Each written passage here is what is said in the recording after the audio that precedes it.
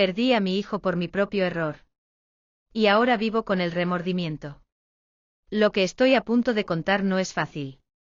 De hecho, es la peor pesadilla que cualquier madre o padre podría enfrentar, pero lo que lo hace aún más insoportable es que sé, con cada fibra de mi ser, que todo es por mi culpa.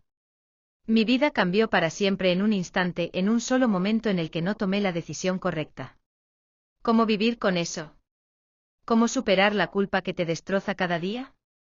Lo que hice, lo que pasó, no sé si podré perdonarme alguna vez. Pero tengo que contar la verdad. Debo hacerlo porque guardarla solo ha empeorado el dolor. Mi hijo Santiago era la luz de mis ojos, el niño que siempre soñé tener. Era dulce, brillante, con una curiosidad que no conocía límites. Siempre estaba corriendo, riendo, preguntando por todo lo que veía. Y yo, bueno, como muchos padres, me absorbí en la rutina, en el trabajo, en la vida. Nunca pensé que esos momentos fugaces, esas pequeñas interacciones, algún día se desvanecerían en un vacío insoportable. Todo comenzó un día aparentemente normal. Uno de esos días que no parecen tener nada especial. Recuerdo que Santiago me pidió que fuéramos al parque. Le encantaba jugar en los columpios, deslizándose por el tobogán y corriendo libremente entre los árboles. Pero yo estaba tan atrapada en mi trabajo, tan concentrada en ese maldito informe que debía entregar, que le dije que no. Luego, Santi, prometo que luego iremos, le dije con una sonrisa distraída, sin despegar los ojos de la pantalla de mi computadora. Él insistió. Me miró con esos ojos grandes, brillantes, llenos de esperanza, pero yo seguí diciéndole que no. Mamá tiene que trabajar, repetí una y otra vez. Él se quedó callado y aunque me dolió verle decepcionado, rápidamente lo olvidé, absorta en mi lista interminable de tareas. A lo largo de la tarde escuché cómo Santiago jugaba solo en su habitación. Golpes suaves, susurros, su voz murmurando mientras hablaba con sus juguetes. Y luego el silencio. Un silencio tan profundo que me obligó a levantar la cabeza. Algo dentro de mí se agitó, una incomodidad que no supe explicar. Me acerqué a su habitación, y cuando abrí la puerta, lo vi. Santiago no estaba allí. Entré en pánico. Corrí por toda la casa llamándolo. Mi corazón comenzó a latir con fuerza. Santi. Santi. Pero no hubo respuesta. Fui al jardín, miré detrás de los arbustos, revisé el garaje, nada. La desesperación comenzó a apoderarse de mí. Mis manos temblaban mientras buscaba mi teléfono. Llamé a mi esposo, a los vecinos, a la policía. El tiempo se volvió borroso, confuso, como si el mundo girara en cámara lenta. Luego lo vi. Ojalá nunca lo hubiera hecho, pero allí estaba. La pequeña puerta del patio trasero estaba entreabierta. Santiago siempre había sido curioso, siempre queriendo explorar el mundo más allá de nuestra cerca. Lo supe en ese instante, supe que se había ido por ahí. Me eché a correr, gritando su nombre mientras sentía el pánico apoderarse de mi cuerpo. No quiero recordar lo que pasó después. No quiero revivir el momento en que lo encontré, porque cada vez que cierro los ojos, lo veo. Santiago estaba en la calle, a solo unos metros de nuestra casa, tirado en el asfalto. Hubo un accidente. Un coche demasiado rápido, demasiado impredecible. Y yo no estuve allí para evitarlo. No estuve allí para protegerlo, para detenerlo. Todo porque estaba demasiado ocupada. Todo porque no tomé un momento para mirar por él. Los días siguientes fueron una neblina de dolor, culpa y preguntas sin respuesta. Cada mañana me despertaba esperando que todo hubiera sido un mal sueño, pero la realidad siempre volvía a golpearme con más fuerza. Santiago se había ido, y yo era la responsable. Me lo repito todos los días. Podría haberlo evitado, pero no lo hice. La gente me dijo que fue un accidente. Que no era mi culpa. Pero ellos no saben, no entienden. Si hubiera dejado mi trabajo un momento, si hubiera ido con él al parque como me pidió, todo habría sido diferente. Pero no lo hice y esa decisión ha marcado mi vida para siempre. Ahora, cada rincón de la casa está lleno de su ausencia. Sus juguetes permanecen intactos, su cama hecha, como si en cualquier momento fuera a volver. Pero sé que nunca lo hará. Y yo aquí estoy, viviendo con el remordimiento, con la agonía de saber que fui yo quien, indirectamente, causó la tragedia más grande de mi vida. ¿Y qué hago ahora? ¿Cómo sigo adelante? La verdad es que no lo sé. Cada día es una lucha contra los recuerdos, contra la culpa que me consume lentamente. Después del funeral, que pasó como un borrón de caras compasivas y palabras vacías, la casa se volvió un sitio de fantasmas. Todo me recordaba a él. Las pequeñas huellas que había dejado en las paredes, las marcas de sus dedos en las ventanas, el olor a su champú aún impregnado en su almohada. Santiago estaba en todas partes y sin embargo, ya no estaba. Ese vacío era insoportable, un agujero negro que absorbía todo lo que alguna vez tuve. Mis amigos y familiares intentaban estar ahí para mí. Recibí mensajes, llamadas, visitas, pero todo me parecía lejano, como si no pudiera conectarme con el mundo real. Me sentía atrapada en una burbuja de dolor, observando desde fuera mientras la vida continuaba para los demás. Pero la mía no lo hacía. Mi vida se había detenido en ese momento. Todo se había apagado. Una noche, mientras me sentaba en la oscuridad del salón, con solo la luz tenue de una lámpara, me encontré viendo sus vídeos. Mi esposo Carlos me había pedido muchas veces que no lo hiciera, que me haría más daño, pero no podía evitarlo. Ver su sonrisa, escuchar su risa, aunque doliera, era lo único que me mantenía conectada con él. En ese momento mi mente se llenó de ¿y si? ¿Y si lo hubiera escuchado? ¿Y si hubiera sido una madre más atenta? Los recuerdos de las veces que le prometí cosas que nunca cumplí me invadieron como un torrente. Mañana, te lo prometo, le decía, posponiendo paseos, juegos, pequeñas aventuras. Ahora, ese mañana nunca llegaría. Cada uno de esos momentos desperdiciados se convirtió en una daga que me atravesaba el alma. Carlos intentaba ser fuerte. Lo veía en sus ojos. Trataba de ser el pilar que ambos necesitábamos, pero sabía que también estaba destrozado. Su manera de afrontar el dolor era distinta. Mientras yo me hundía en la tristeza, él se refugiaba en el trabajo. Apenas hablábamos. Era como si un muro invisible se hubiera levantado entre nosotros. Y aunque los dos sufríamos, lo hacíamos en silencio, cada uno encerrado en su propio tormento.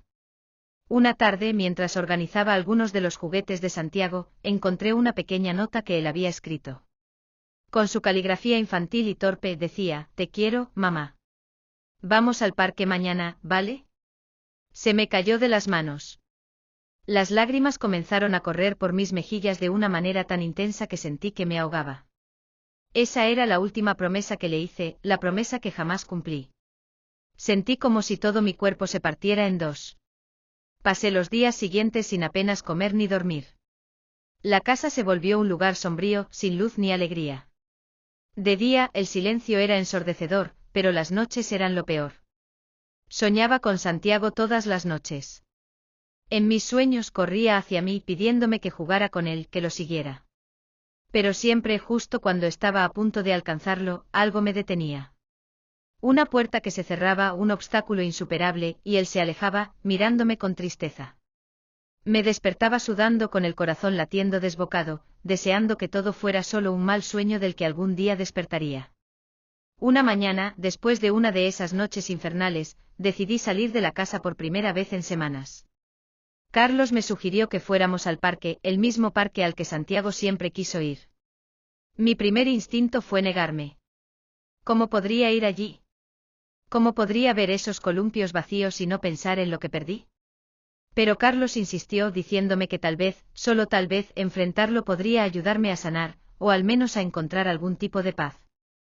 El camino hacia el parque fue silencioso. Los árboles parecían más sombríos, las hojas más grises. Todo a mi alrededor me recordaba lo que ya no tenía. Llegamos al parque y en un instante todos los recuerdos me golpearon de nuevo.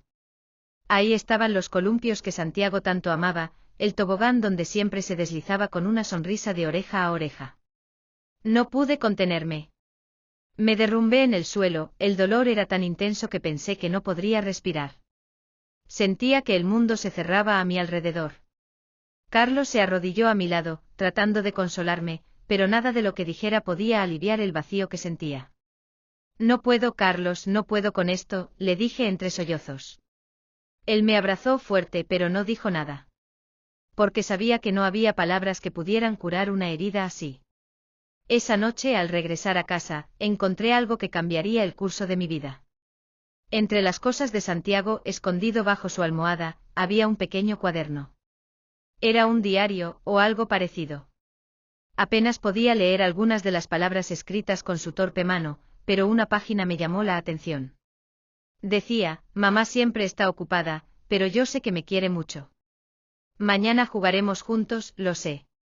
Esas palabras se clavaron en mi corazón como un cuchillo. ¿Cómo no me di cuenta?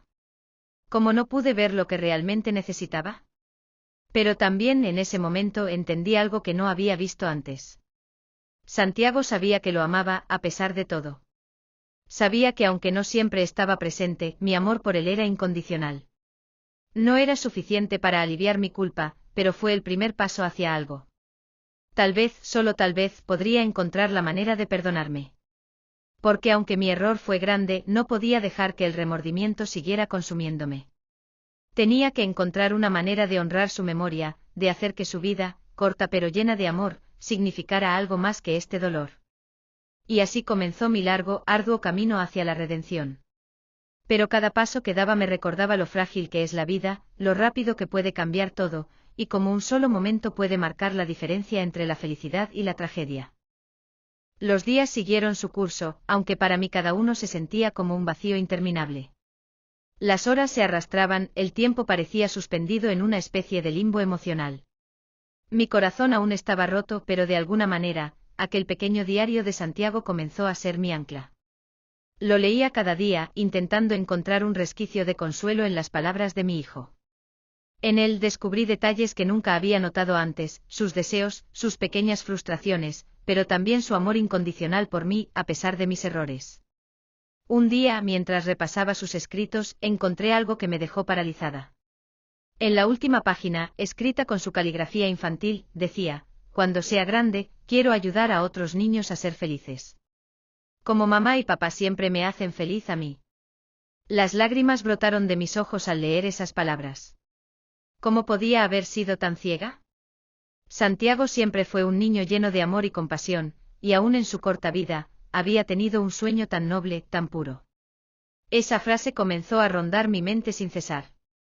Santiago había querido hacer felices a otros niños. Y yo hasta ese momento me había encerrado en mi dolor, consumida por la culpa, incapaz de ver más allá de mi propia tragedia. De repente comprendí que no podía seguir así.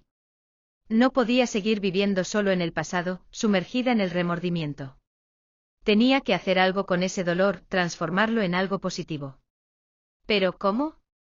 Una mañana, semanas después de aquella revelación, me levanté con una idea clara. Decidí que honraría el sueño de Santiago.